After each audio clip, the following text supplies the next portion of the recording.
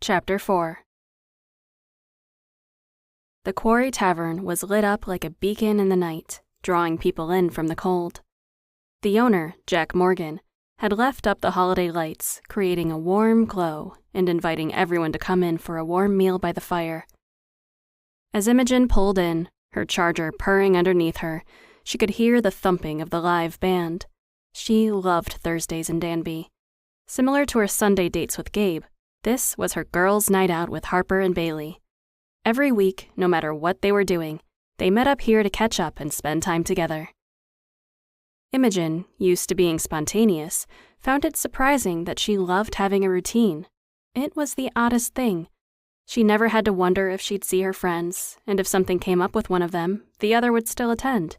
It was also a great feeling, she thought, as she walked through the Arctic entry, 2 sets of doors, one exterior that closed and kept the cold air in the foyer, and the interior, which kept the restaurant heat inside, and was greeted by the locals with a chorus of, "Hey, Imogen!"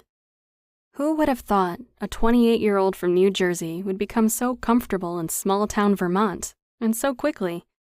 She returned the greetings, stopping to chat with a few of the people she knew best, and made her way to what had become their regular table across the dining room. Jack, the owner/bartender, stood in his spot behind the bar. He sent her a wink and a wave as he poured a beer from the tap, and she nodded and smiled in return. He was a shameless flirt. Gosh, she loved it here. "Hey, girls," Imogen said as she took off her jacket and laid it over her chair. Harper and Bailey were deep in conversation, but stopped and smiled in greeting. The 2 best friends couldn't be more opposite in appearance or personality. Harper was petite and bubbly. She'd never met a stranger and had the soul of an artist. She was a hard worker, owning the general store, but was often found painting or baking. She was dressed in her usual bohemian ensemble, colorful and flowy, and had a matching personality. Spending time with her was like a hug, warm and all-encompassing. Bailey, on the other hand, was tall and preferred to dress in flannels, jeans, and ball caps over her dark hair. She was direct, sometimes a little too honest, and had a very clear opinion about everything. But with that brusque outer shell, she was incredibly warm and kind to her horses at Green Mountain Glamping, her horse trek and trail business. Bailey had been the one to offer Imogen a job as trail guide during the season, something she was very much looking forward to. She operated it from May through November, but during the off-season focused on horse training and enjoying her free time with Harper, often staying with her at the general store. Winters were cold in the mountains, and as fun as the yurts were in summer, and even fall, it could be difficult to live in when the weather turned cold. Both her friends were entrepreneurs and had built something wonderful with their dreams and hard work. It was inspiring, and with her plans to stay, she was going to need them and their advice. Imogen had worked out her business plan and wanted to ask their opinions after she'd fleshed out more details. She knew that they'd be honest with her, even if it hurt, but she wasn't ready just yet. "Im," Harper greeted warmly, as was her usual style. "Come sit next to me. Bailey and I are just talking about the apartment hunting." Bailey nodded in agreement. "Yep, seems like you haven't found anything you like yet." Ouch, Imogen thought. She wasn't that hard to please. She quirked an eyebrow at Harper, who didn't look abashed at all for talking about her before she'd arrived.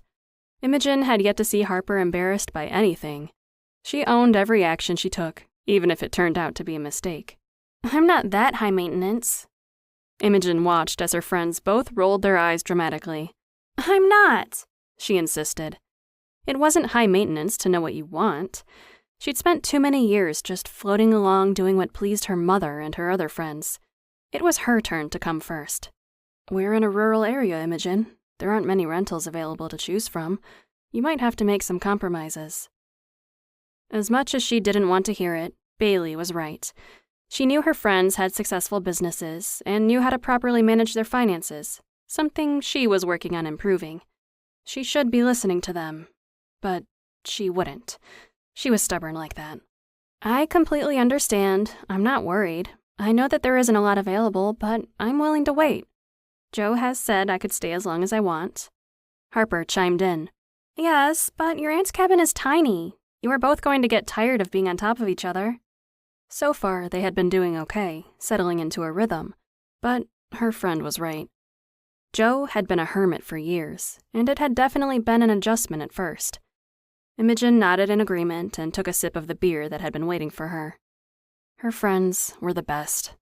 Totally.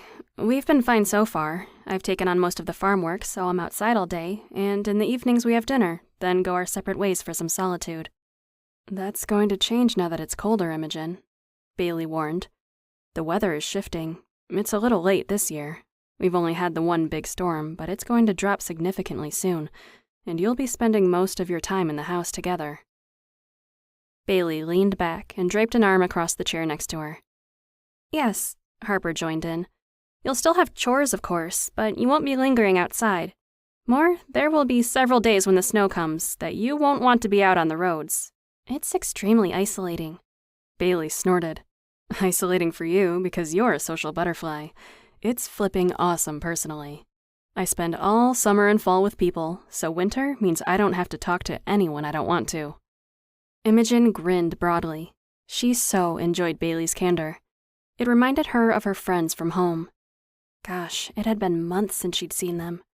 She'd texted with a few and kept up on social media, but hadn't been back to the shore since coming up to help her aunt in the fall. She'd been so involved in helping her aunt while she recovered, and then with all the drama with Fortune and the budding relationship with Gabe, she'd just let things slide back home. She was a terrible friend. Hiding away for a bit sounds pretty nice, actually. Like a forced vacation. Yeah, with whipping winds and whiteout conditions, Bailey scoffed. Like many people, she still had to take care of the horses every day, regardless of the weather. Not everyone has a cute boy to cuddle up with in front of the fire, Em, Harper piled on. Ew, Harper, that's your brother, Imogen shouted, and they all started laughing. The whole restaurant turned to look at their table. Harper didn't care. She loved seeing her brother happy, finally. He'd been through so much the last few years, and distanced himself. It was great to see him starting to join the world again. Her fiery friend was a huge part of that, and she couldn't be happier. She just grinned, completely unrepentant. Ignore Harper, Bailey said. She's just jealous she doesn't have a cute boy to cuddle with. I have you to curl up on the couch and watch romance movies with, Harper reminded, trying to embarrass her friend. Bailey just took a sip of her drink and shot back. I'm better than a boyfriend. I don't watch football or fart on the couch. Imogen snorted at the deadpan delivery, accidentally sucked beer into her nose, and started choking. Bailey calmly leaned over and patted her on the back. That was her, always calm in every situation. It was a gift Imogen didn't possess herself, so she admired it in others. When Imogen was able to catch her breath again, she addressed her friends, taking the focus off of her. What about you two? I've been here for months and haven't heard anything about your love lives.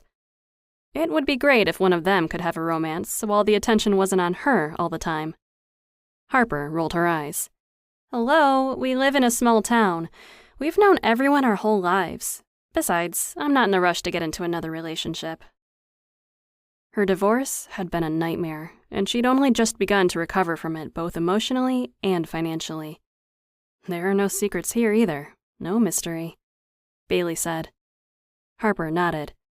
It's true. It's hard to fall in love with someone when you know that they used to dress up as Superman and refuse to take off the costume for weeks. He smelled rotten, and finally his parents dunked him in the water trough, fully clothed, just to get him somewhat clean. Imogen was crying because she was laughing so hard. Please don't tell me you're talking about Gabe. Yep. Harper had no qualms embarrassing her older brother. He was convinced that the costume gave him superpowers and was afraid when he took it off that he'd be a normal boy again. He smelled terrible. Oh my goodness, that is priceless. I can't see him doing that. He's normally so well put together. Imogen wiped the tears from her eyes. That's the point. You are still getting to know each other and starting a new life with each other in it, Bailey pointed out, the voice of reason. That's not a luxury we have ourselves. We already know everyone here. Unless you have a hot friend in New Jersey that wants to move up to Vermont and be my boy toy. We could use some new blood. Imogen would set her friends up in a second if she thought that it would be successful. Most of her guy friends back home were gay, and while they would love Harper especially, it would be purely platonic. Still, she was determined to keep an eye out for someone that each of her friends could love. After all, She was the happiest she'd ever been in her life, and they deserved to feel the same way. Maybe they just needed her fresh perspective on things. You make it sound like the locals are sharks just waiting to pounce on the new person. No one did that to me, Imogen pointed out. Bailey and Harper burst out laughing. Imogen was a little insulted when they stopped, looked at her, then each other, and started again. By the time they finally caught their breaths, Imogen was ready to spit fire. "What the heck, guys? You're being so mean." Bailey shook her head as Harper struggled to keep from laughing again. No, you don't understand. You were off limits the second you came here." Imogen was confused. "I don't think I understand. Because I'm Joe's niece?" Harper finally found her voice. "No, because Gabe basically claimed you from the first." At Imogen's blank look, she decided to take pity on her.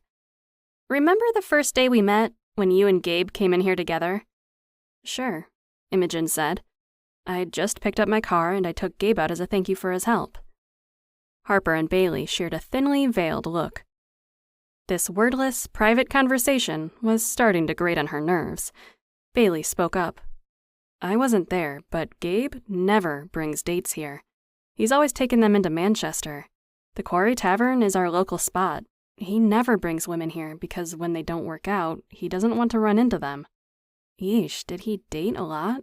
This sounded like he was strategic in his dating, and Imogen wasn't sure how she felt about that. "It wasn't a date, though. I was hungry, and he decided to show me around. Maybe, but him bringing you here and introducing you around was a big deal. He was basically declaring his interest in you." Now Imogen did laugh. This wasn't some Regency-era courtship with secret meanings in the waltz or communication via fan. Gabe was a straightforward guy. "That isn't true. He didn't even like me. We completely annoyed each other." Bailey just shrugged. "Whether you were interested in him or not, he brought you here, and no one else would have asked you out of respect for him."